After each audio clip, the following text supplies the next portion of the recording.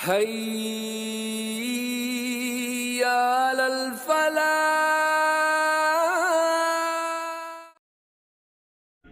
بسم الله الرحمن الرحیم. سورہ الانعام رکو نمبر 5. قرآن سورہ الانعام کے رکو نمبر 5 پر مشتمل ہوگا. میں براہ راست آج کی اس درس کی پہلی آیت آپ کے سامنے پیش کرنے کی سعادت حاصل کر رہا ہوں. ان آیات کے اندر جہاں پہ رسالت کی بات کی گئی ہے، عقیدہ رسالت کو ہمارے سامنے بیان کیا گیا ہے، وہیں ساتھ میں سائملٹینیسلی عقیدہ توحید بھی ہمارے سامنے بیان کیا گیا ہے. اللہ تعالیٰ کا پورے جہانوں کا رب ہونا جو ہے ہمارے سامنے بیان کیا گیا ہے، اور انہی آیات کے ذریعے سے ہمارے سامنے بڑے ہی بہترین اور دلنشین انداز میں توحید اور رسالت کا عقیدہ ہمارے سامنے بیان کیا گیا ہے. اور رسالت سے متعلق قرون اولا سے آپ یہ کہہ سکتے ہیں کہ اول دور سے جب رسول رحمت صلی اللہ علیہ وسلم اس دنیا میں مبعوث کیے گئے ہیں، اور رسالت سے متعلق جو مختلف قسم کی غلط عقائد لوگوں نے گھڑے ہوئے ہیں، یا آج کے دور میں بھی اس کی جو جدید شکلیں ہمارے سامنے پائی جاتی ہیں، ان کا رد کیا گیا ہے اس رکوع کے اندر. پہلی آیت کے اندر اللہ تعالیٰ کا ارشاد مبارک ہے، اعوذ باللہ من الشیطان الرجیم وَلَقَدْ أَرْسَلْنَا إِلَىٰ أُمَمٍ، کہ بالتحقیق ہم نے بھیجا امتوں کی طرف، من قبل کا اس سے پہلے، رسولوں کو، یعنی وَلَقَدْ أَرْسَلْنَا ہم نے رسولوں کو بھیجا امتوں کی طرف اس سے پہلے، فَأَخَذْنَاهُمْ پھر ہم نے انہیں، میں عرض کر رہا تھا کہ اللہ تعالیٰ کا ارشاد مبارک ہے کہ ہم نے تم سے پہلے بہت سی قوموں کی طرف ہم نے رسول بھیجے، اور پھر اللہ تعالیٰ کا ارشاد مبارک ہے فَأَخَذْنَاهُمْ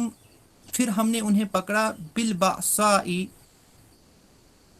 وَالضَّرَّاءِ مصائب و آلام کے اندر ہم نے انہیں پکڑا، لَعَلَّهُمْ يَتَضَرَّعُونَ تاکہ وہ عاجزی کے ساتھ ہمارے سامنے جھک جائیں. گویا یہاں پہ اس آیت کے ذریعے سے اللہ تعالیٰ کا ارشاد مبارک ہے کہ کسی بھی تکلیف کے اندر مبتلا ہونا جو ہے، کسی بھی مصائب کے اندر مبتلا ہونا جو ہے، یہ اللہ تعالیٰ کی طرف سے ایک نعمت ہوتی ہے انسانوں کے لیے، کہ وہ انسان اس کے ذریعے سے اس عذاب جو اللہ تعالیٰ اور عطاب اللہ تعالیٰ کی طرف سے نازل ہوتا ہے، اللہ تعالیٰ چاہتا ہے کہ میرا بندہ میرے سامنے جھک جائے. جس روش پہ اس انسان کو چلنا چاہیے، اس روش سے جب یہ انسان ہٹ جاتا ہے تو اللہ تعالیٰ اسے ایک وارننگ کے طور پہ عذاب اور عطاب سے گزارتا ہے، تاکہ وہ اذ جاءہم بأسنا تضرعوا، پس جب ہماری طرف سے ان پر سختی آئی تو کیوں نہ انہوں نے عاجزی اختیار کی. یعنی جب اللہ تعالیٰ کی طرف سے ان پہ سختی بھی آئی، پھر بھی انہوں نے عاجزی جو ہے وہ اختیار نہیں کی. اور اس کا نتیجہ کیا ہوا؟ ولیکن، اور یہ ایسا کیوں ہوا؟ ولیکن قست قلوبکم، اصل میں یہ اس لیے ہوا کیونکہ ان کے دل تو سخت ہو گئے اور سخت ہو گئے. وزین لہم الشیطان ما کانوا یعملون، اور شیطان نے ان کو اطمینان دلایا کہ جو کچھ تم کر رہے ہو خوب کر رہے ہو. یعنی ہونا تو یہ چاہیے تھا کہ جب اللہ تعالیٰ کی طرف سے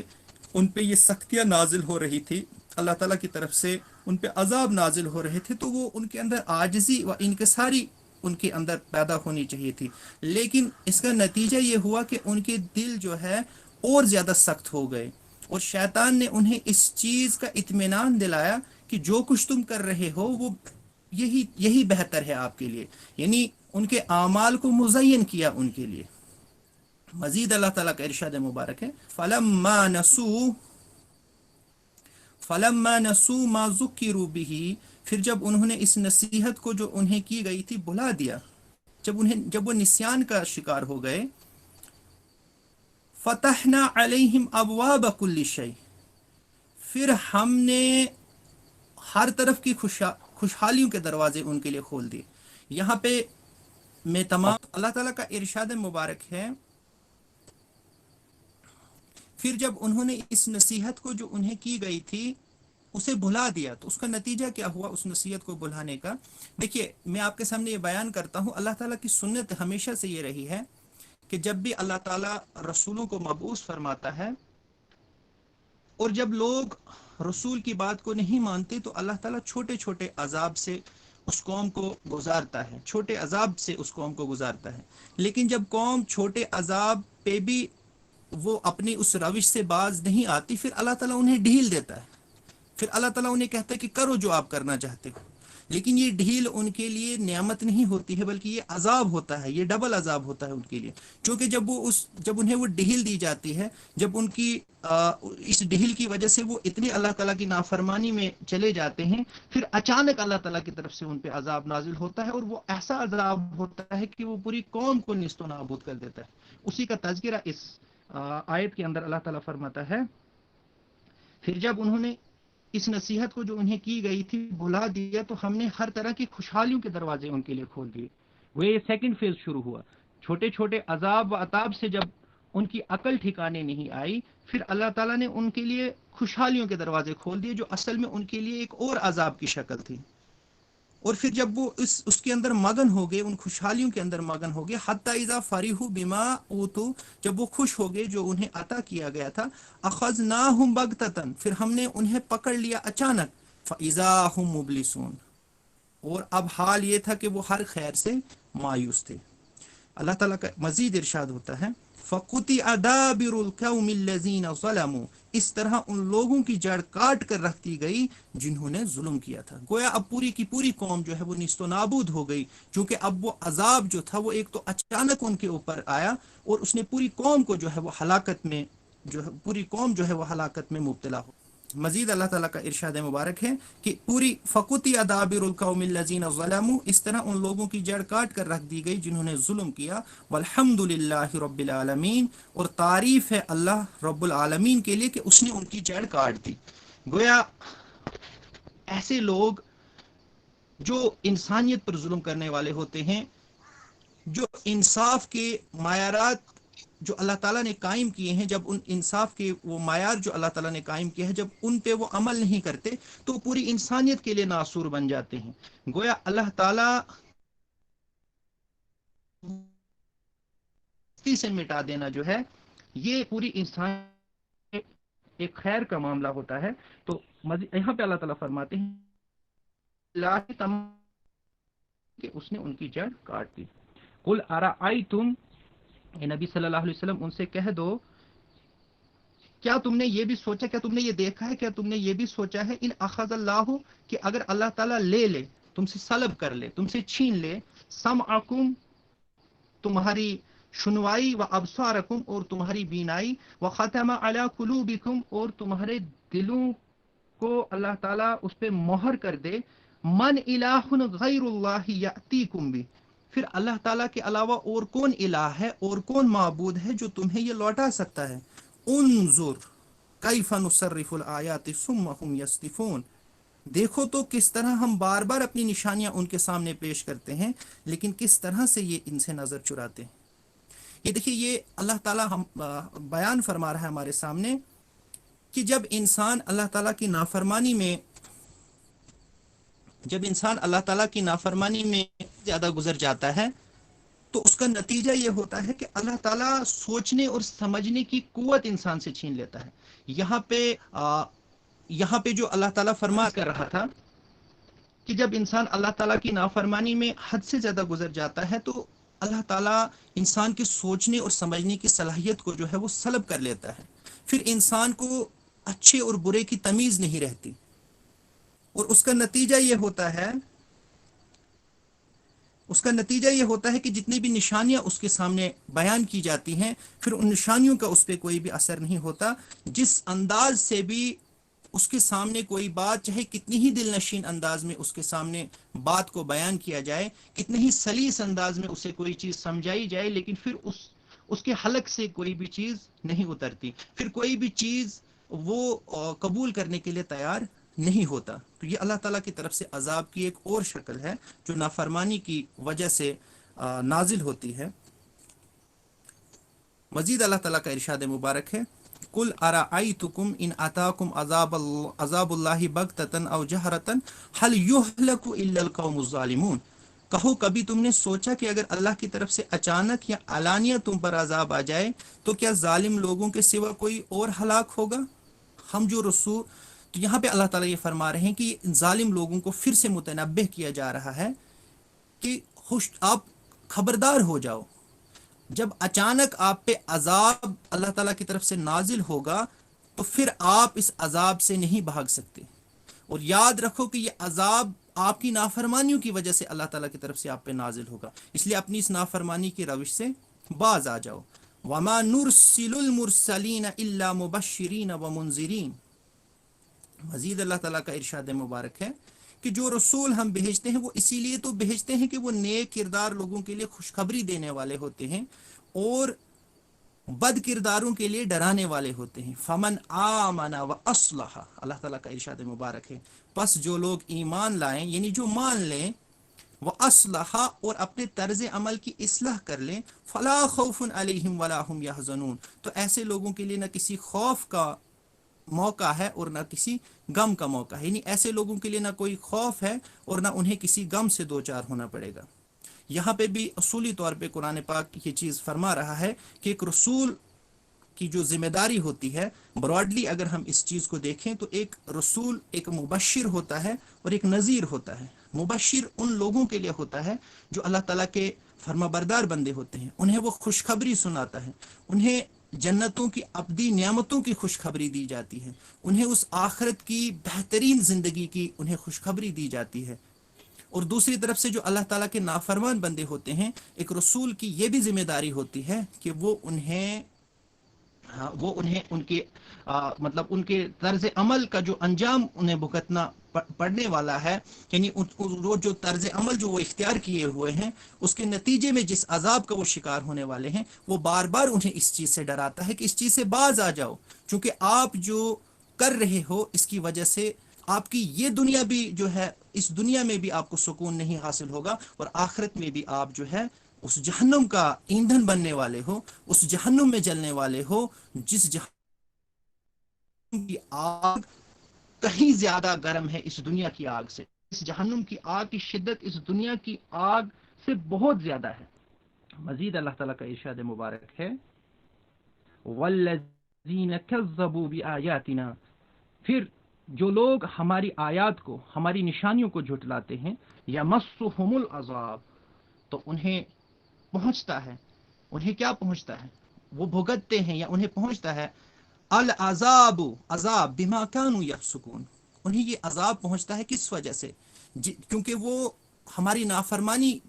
के मुर्तकिब हो रहे हैं। अल्लाह ताला का इरशाद मुबारक है, जो लोग हमारी आयत को झुटलाएं और अपनी नाफरमानियों की पादाश में, वो अपनी नाफरमानियों की पादाश में सज़ा भुगत कर रहेंगे।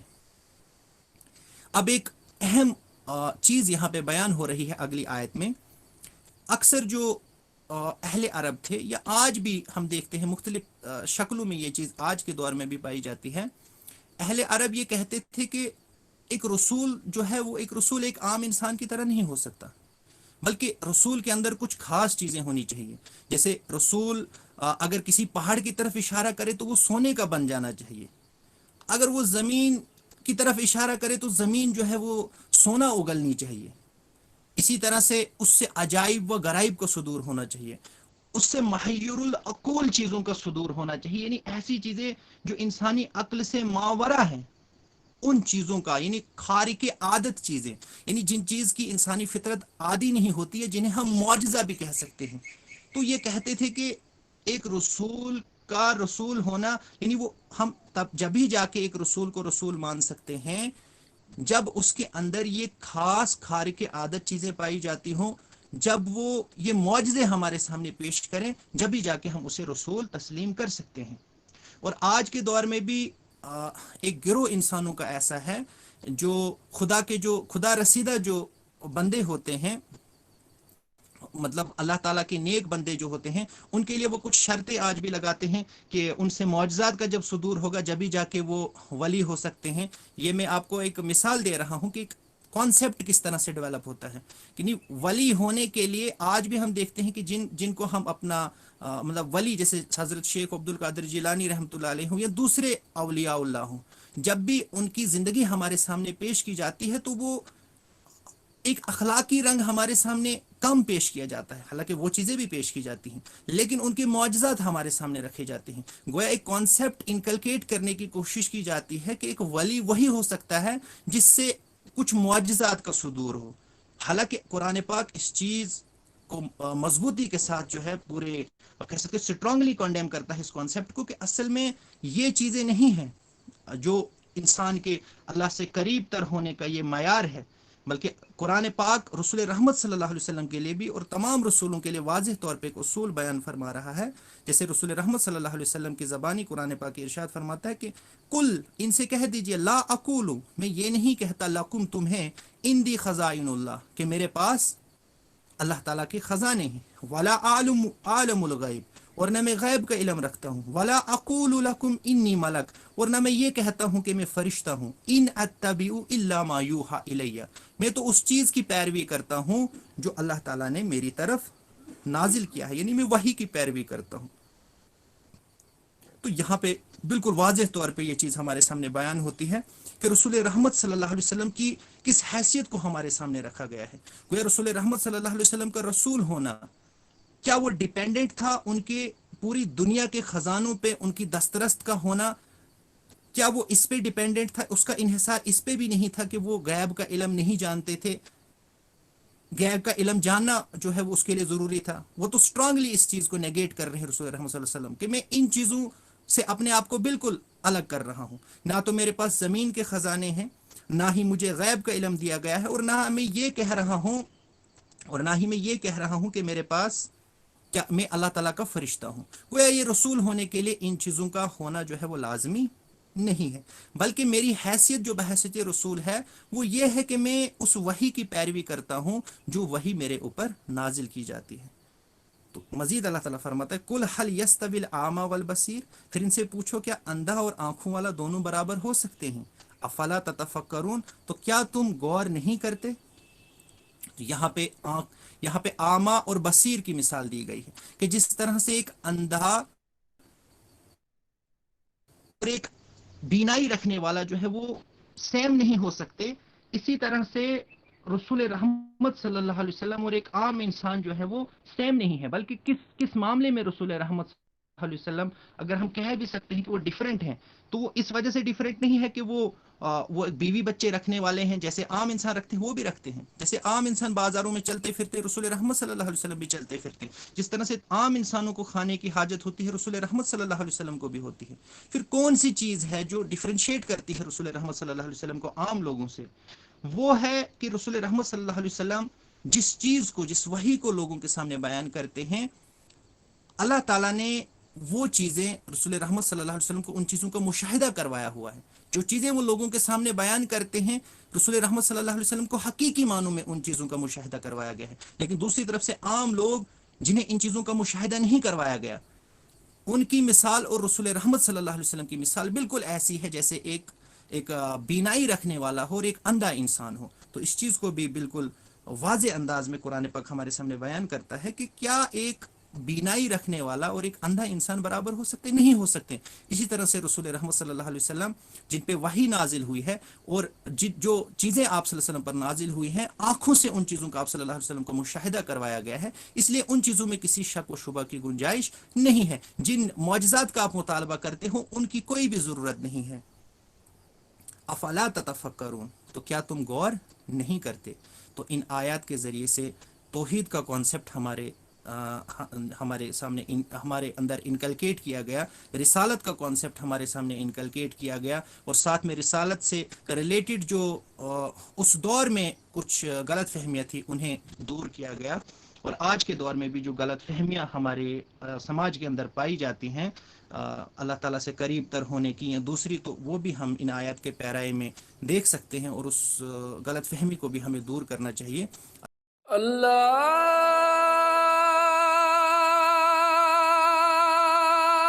اکبر اللہ